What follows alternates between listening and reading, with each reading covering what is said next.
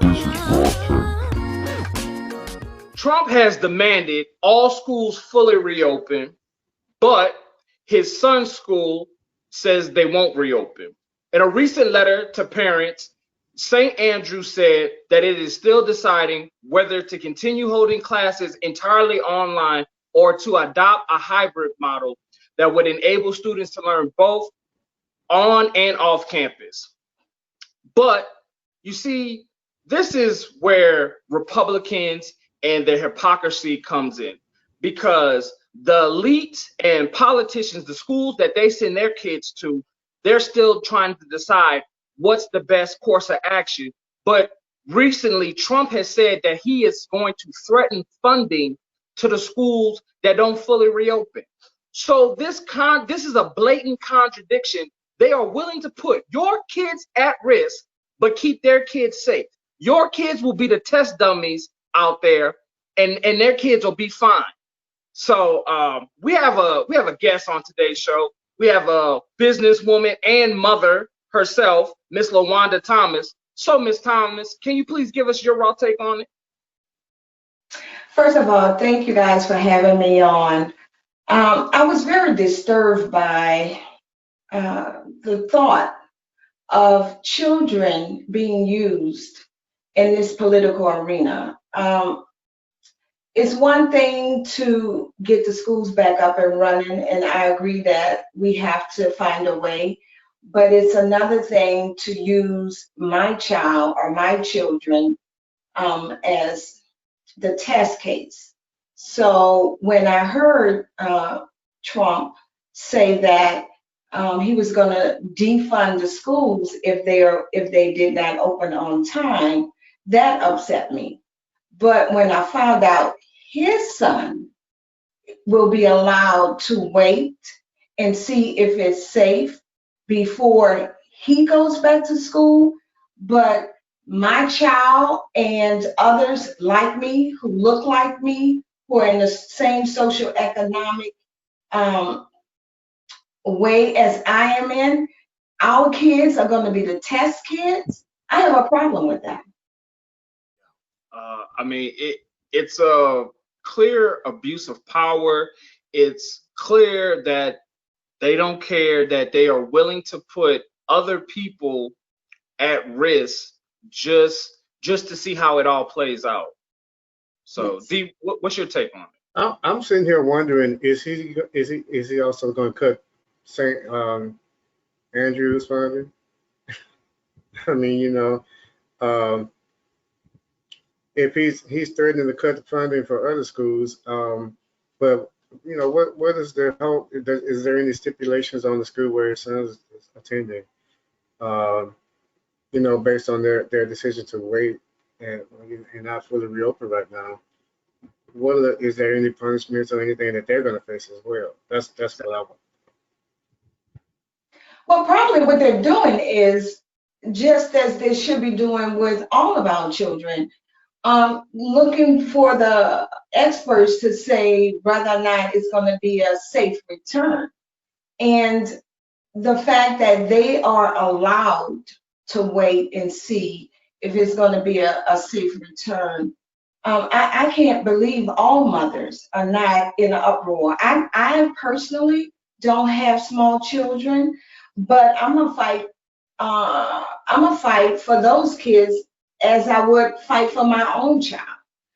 If my child had to go back to school, so I think it is safe. As a matter of fact, I would even fight for Trump's son. I think Barron should not be going back. I'm not saying that he should be going back. Unlike Trump's unwillingness to fight for my child, I would still fight for his child, because at the end of the day, I am a mother first. And so it really doesn't matter that it's my child or my biological child or anything. That to me, that's secondary. I'm gonna fight for every child. So I really don't want to see any child go back to school and it's not safe. I mean, this is crazy to me. Even that we're having a discussion about whether or not this school will open or that school will open when our numbers are through the roof. I can even understand if our numbers were down and you say, well, the numbers are down, let's see. But our numbers are skyrocketed. And so you're still saying it does not matter. Your little brown child, your little black child does not matter. Your little poor child. Because with Trump, I really think it's more about social economic standing. So the fact that my child is poor is my child is expendable. Your child is an heiress to your fortune, so your child deserves to be spared. Well, it doesn't go like that because there's more poor people than there are rich people. So I am outraged. I mean, I'm beyond outraged. I'm like over the moon that we are even having this discussion. I mean, we're having a discussion about whether or not to save children. How did we get here? How did we get here where we are having a conversation that this child life is more valuable than that child life? I'm saying all children life. I mean, I really could care less. Black kids, white kids, Asian kids. If you are a child, you matter. If you are a child, it is up to me and mothers like me to keep you safe. You don't have to be my child for me to keep you safe. So I'm just having a problem with this. I mean, I don't. Where's the other moms? Where's the outrage? Why are we not up in arms about whether or not to keep our children safe? And also, I worked at a school. A lot of the teachers are of a certain age. You're not talking about, a lot of the seasoned teachers are over 50 with health issues. And so you're putting them at risk. I'm just not understanding this. Can you guys give me some help with the understanding of it? One of the things that I didn't get um, about to back up a little bit, how they saying that they want to start to reopen the schools fully because the number in cases for little kids, are very low. Um, but maybe those numbers are very low because those kids were at home. They wasn't Exactly. going up. When you bunch them all together in the school, what's going to happen? It's going to be Yeah. the same situation that happened when we reopened the country too soon.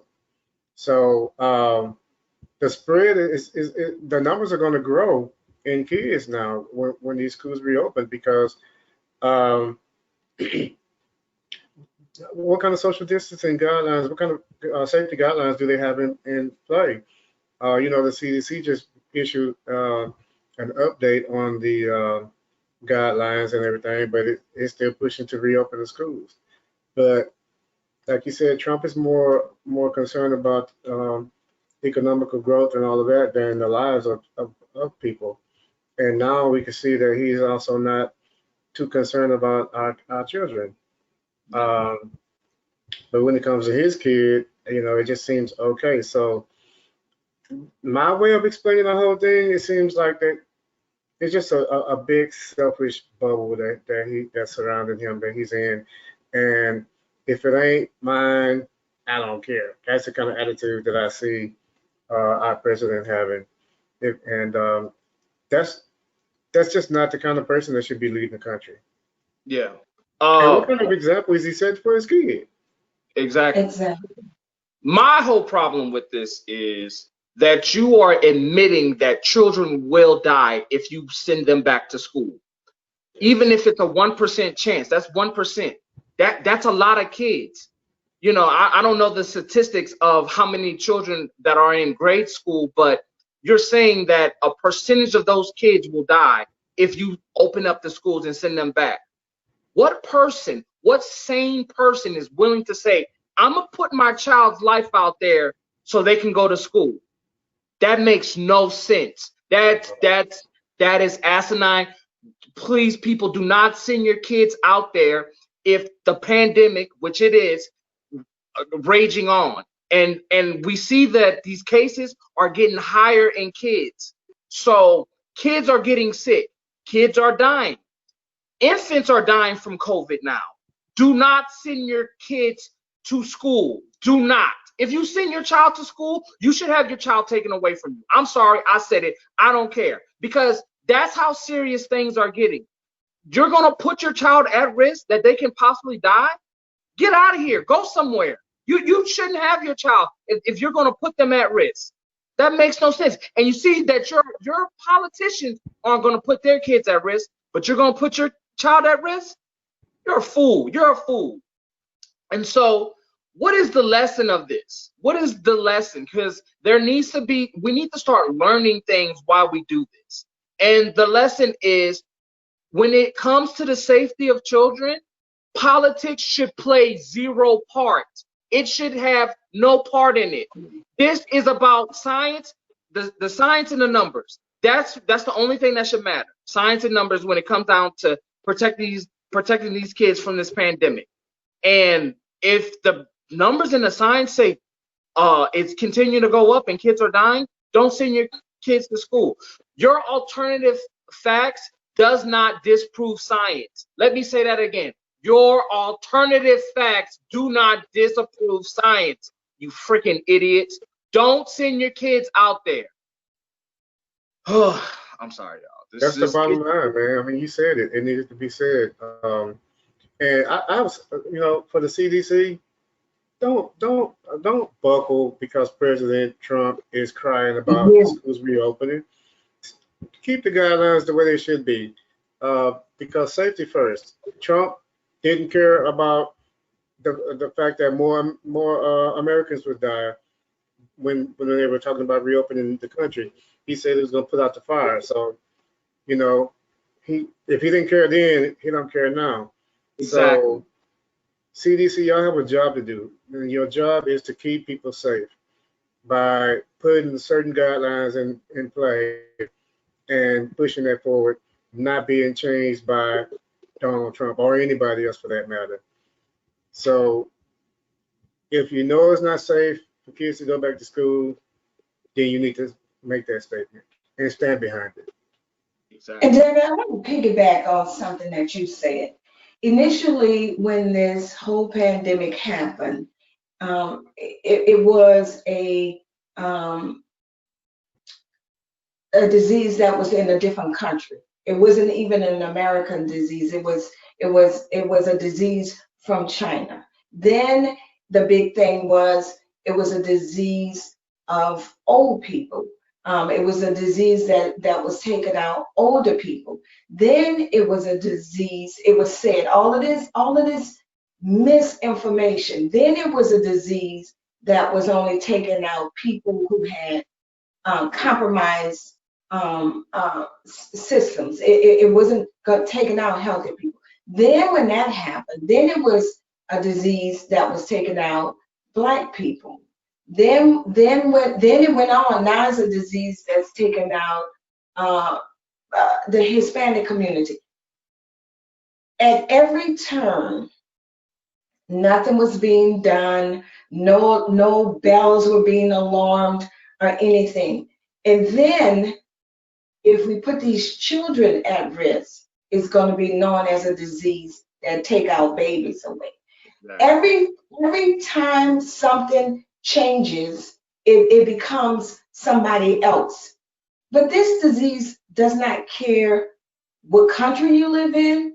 It does not care your age. It does not care your socioeconomic background. It does not care if you are healthy or your system is compromised. And eventually, it's not going to care if it's taking out our children. So all of that, it seems like people are not alarmed when it's somebody else. Like when it was a disease from China, or when it was a disease of old people, or when it was a disease of sickly people. When you start taking out the babies, we should have been alarmed. We should have been outraged. But please don't let this disease be the disease that take out our babies. I mean, they are innocent. To me, the elderly and the young. It is our jobs to protect them at all costs. That is our jobs to protect. Yeah, we can protect everybody, but the most vulnerable, it is your duty. And that's elderly people and that's children. They a lot of times choices are taken away from them. They can't get up and leave a nursing home and say, there's COVID here. I don't want to be here. A child can't get up and leave and say, there's COVID in my school. I don't want to be here. But we can make that decision for them. We can step up and make and say what's right for them. I mean, what has happened to our humanity? What is going on? Where? I don't want to even get into who's the author of all of this, but there is so much chaos. There is so much going on. There's forces out there that people are not understanding that's into play here. But we can still fight. We can still fight. We are not a defeated people. We can fight. We have, just like the other side, just like they're fighting, we can fight. Come on, people. We can fight. Let's not have this happen to our babies. There's 140,000 people that was here in January. They're gone. Their family will never see them again. So we have got to fight every day. We need to fight at the polls. We need to fight at the voting booth. We need to fight. We need to stop being people that we have given up. It's like we don't even have fight left in us. Come on, we need to rally behind what's right. Just stand on the side of the things that's right. You can't go wrong if you're on the side of right. Yeah. Well said. Yeah. Very well said. Very well said. I want to thank you, Ms. Thomas, for being on our show, for giving us your raw take, giving us your point of view as a mother, someone working in the school system, in the education system. Thank you so much. I want to thank everybody for watching. Please like and subscribe, and don't forget to hit that notification bell so you don't miss out on any uploads.